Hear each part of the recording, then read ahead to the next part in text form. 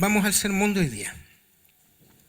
Nosotros hemos estado viendo a diferentes personajes secundarios del Evangelio de Marcos, ¿verdad?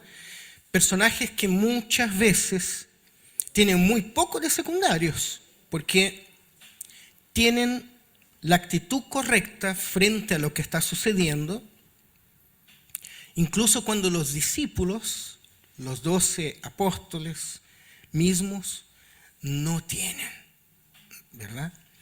Y hoy día vamos a ver el escriba de Marcos capítulo 12.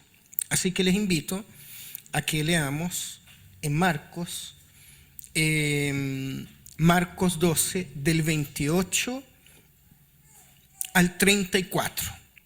Marcos 12 del 28 al 34 dice así: uno de los maestros de la ley se acercó y los oyó discutiendo. Al ver lo bien que Jesús había contestado, preguntó: de todos los mandamientos, ¿cuál es el más importante? Y Jesús contesta: el más importante es: escucha, Israel, el Señor nuestro Dios es el único Señor. Ama al Señor tu Dios con todo tu corazón, con toda tu alma, con toda tu mente y con todas tus fuerzas. Y el segundo es: ama a tu prójimo como a ti mismo. No hay otro mandamiento más importante que estos. Interesante acá que se fijan que pasa del singular al plural. No hay otro mandamiento que estos. Entonces como que los une, hace de los dos mandamientos uno solo. Bien dicho, maestro, responde el maestro de la ley. Tienes razón al decir que Dios es uno solo y que no hay otro fuera de él, y amarlo con todo el corazón, con todo el entendimiento y con todas las fuerzas, y amar al prójimo como a uno mismo, es más importante, dice el hombre, que todos los holocaustos y sacrificios.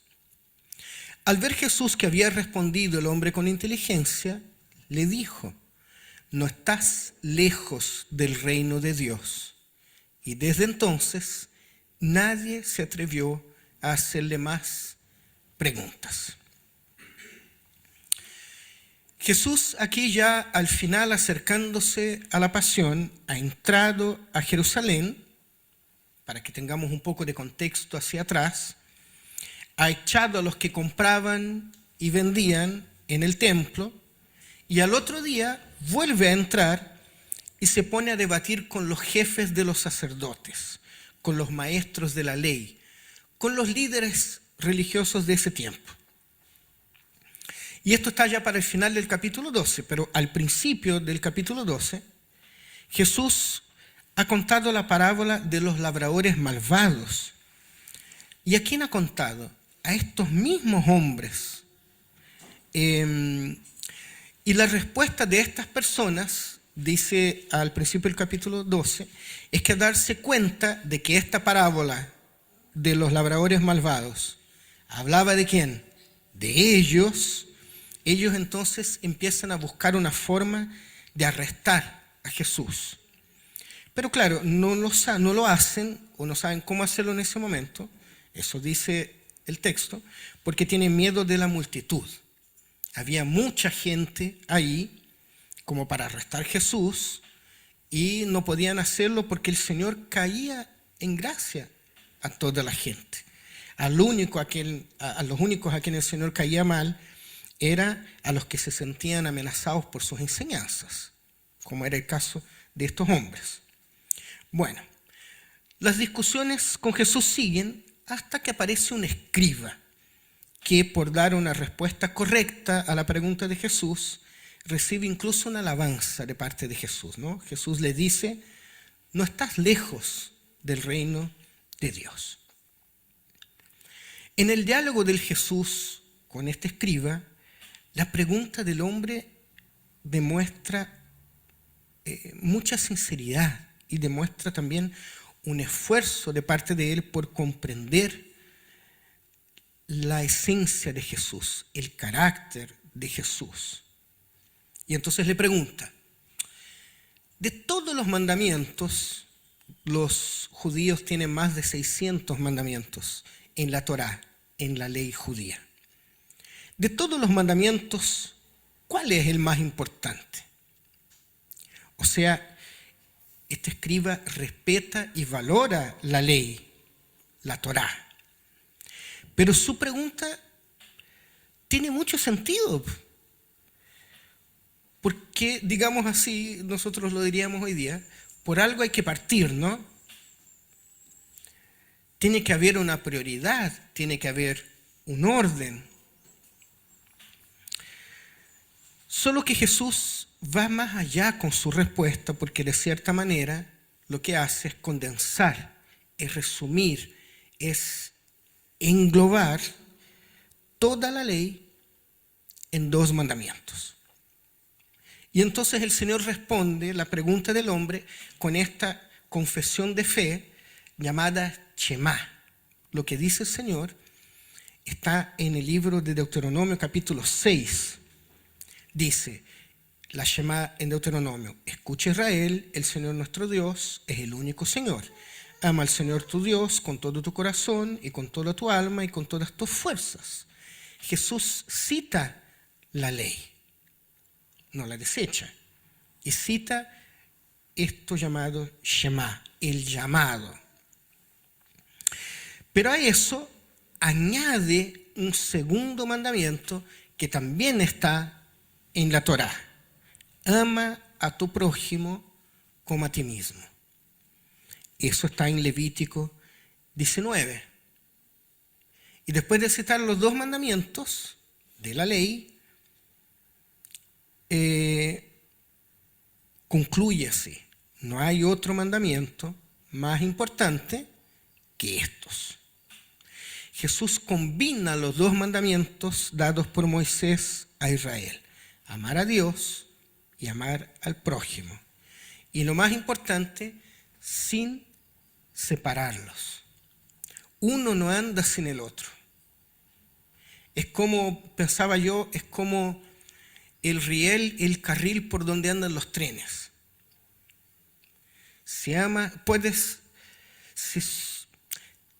Por este lado está el riel en donde amas a Dios, en la vida del cristiano. Y en este otro lado está el riel en donde amas al prójimo. Necesito ambos rieles para que el tren avance. ¿Se fijan? Con un solo riel no vamos a ningún lado. Ambos son paralelos, son en conjunto como una sola cosa. También llama la atención la aceptación del hombre de que los mandamientos son solo uno. Muy bien, maestro. Tienes razón al decir que Él es el único y que no hay otro fuera de Él. Amarle con todo el corazón, con toda inteligencia y con todas las fuerzas, y amar al prójimo como a sí mismo, vale más que todos los holocaustos y sacrificios, dice el maestro de la ley. ¿No es cierto? Entonces, el escriba entiende lo que dice Jesús y no distingue entre el primer y el segundo mandamiento, sino que también los unifica. Y además acepta que el conjunto de ellos, la unión de ellos, es mejor que todos los holocaustos y sacrificios, como está en Oseas capítulo 6. Pero ahora fíjense, como nosotros también hemos estado en esta serie de sermones haciendo un nexo entre estos personajes de Marcos y la teología paulina del apóstol Pablo, nosotros también vemos en las cartas de Pablo que el apóstol tampoco ignora el mandamiento de amar a Dios. Miren lo que dicen, y ahora sí me pueden proyectar Romanos 8, 28. Romanos 8, 28. Dice Pablo, en un contexto completamente diferente, escribiendo a la iglesia que está en Roma: ahora bien, sabemos que Dios dispone todas las cosas para el bien de quienes lo aman, los que han sido llamados de acuerdo con su propósito. Está bien. Pero Pablo va mucho más allá y destaca el amor al prójimo como plenitud del cumplimiento de la ley, como lo hace Jesús con el escriba. Veamos Romanos 13, del 8 al 10. Miren qué interesantes las palabras de Pablo a la iglesia de Roma. No tengan deudas pendientes con nadie, a no ser la de amarse unos a otros. De hecho, quien ama al prójimo ha cumplido la ley, porque los mandamientos que dicen, no cometas adulterio, no mates, no robes, no codicies, y todos los demás mandamientos se resumen en este precepto. ¿Cuál? Ama a tu prójimo como a ti mismo. El amor no perjudica al prójimo, así que el amor es el cumplimiento de la ley. La ley no es algo aparte, no estamos en contra de la ley. Comprendemos la ley, es todo lo contrario. Como entendemos la ley, amamos a Dios y amamos al prójimo.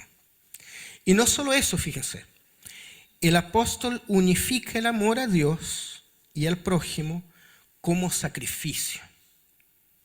Romanos 12, 1. 12:1.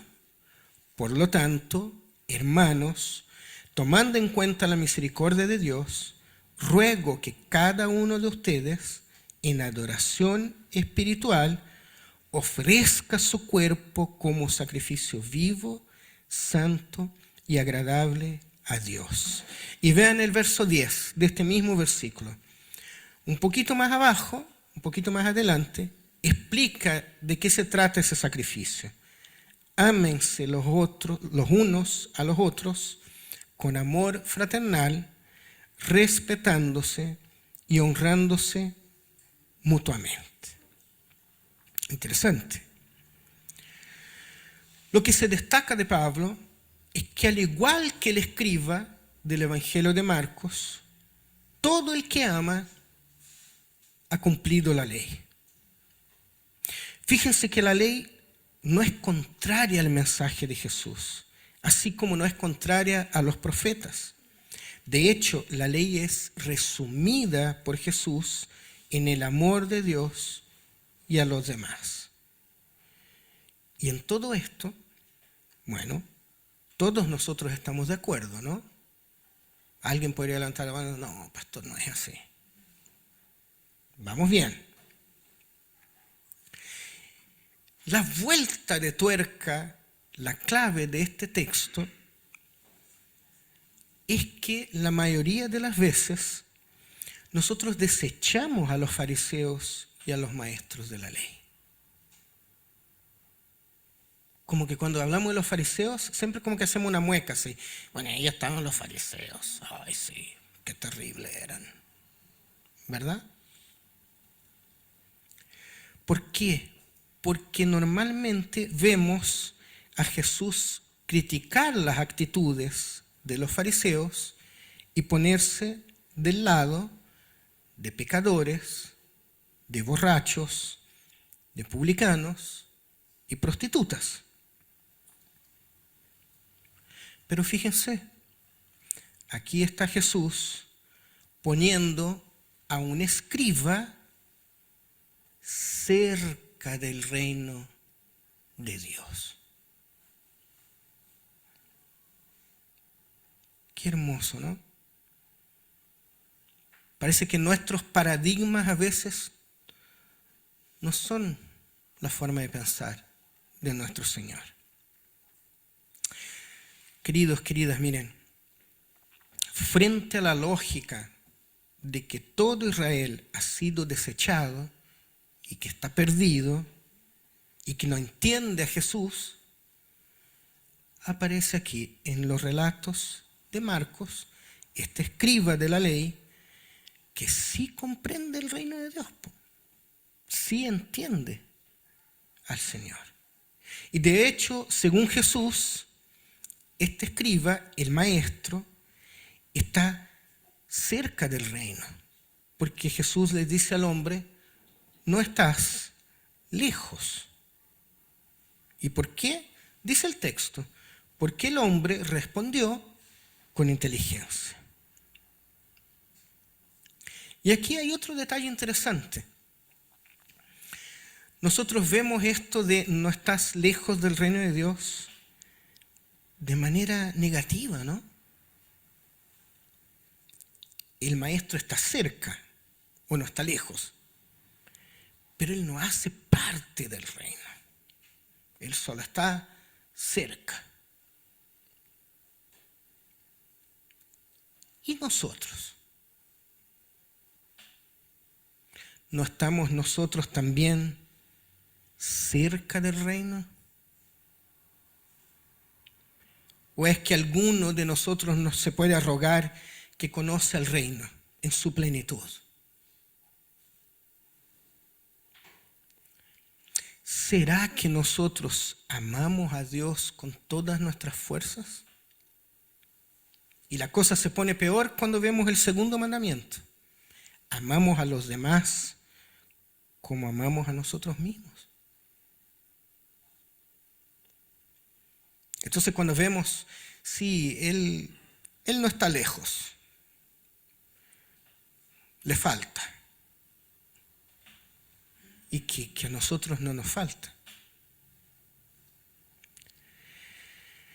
La verdad es que, al igual que el escriba, muchas veces tenemos las ideas correctas. Conocemos la Biblia, asistimos a la iglesia, cantamos, cumplimos con los ritos. Pero la pregunta es, ¿tenemos un verdadero compromiso de vida de amar a Dios por sobre todas las cosas y al prójimo como a nosotros mismos? A veces pareciera que tenemos un poquito de escriba, ¿no? De Marcos. Y una última pregunta. ¿Quiénes son los que están cerca del reino en nuestra sociedad? Porque puede ser que quienes nosotros damos por seguro que están cerca del reino no hagan parte de él, fíjense. Mientras que pueden haber personas que nosotros incluso hemos dejado afuera de nuestras iglesias, pero que sí están cerca del reino, como este escriba, porque comprendieron la lógica de Dios.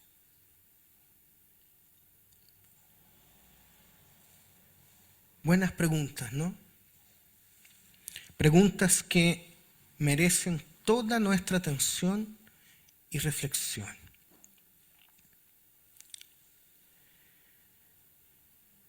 Pero vayámonos siendo conscientes, queridos, queridas, de que Dios se manifiesta muchísimo más allá de nuestras iglesias. Y de hecho puede ser que muchas veces Dios se manifieste más allá afuera por medio de alguien que lo ama y ama a los demás, que por medio de nosotros, que a lo mejor podemos estar acá adentro y hacer hermosos cultos, pero estando amando poco al prójimo. Que el Señor nos ayude, ¿no? Que lo he dicho otras veces y es una expresión un poco popular, entonces es complicado desde el púlpito, pero no nos creamos el cuento. No nos creamos el cuento. Seamos humildes. Seamos prestos a ayudar a los demás. A partir de nuestras realidades, en su trabajo, sin importar lo que usted haga, en la universidad, en el colegio.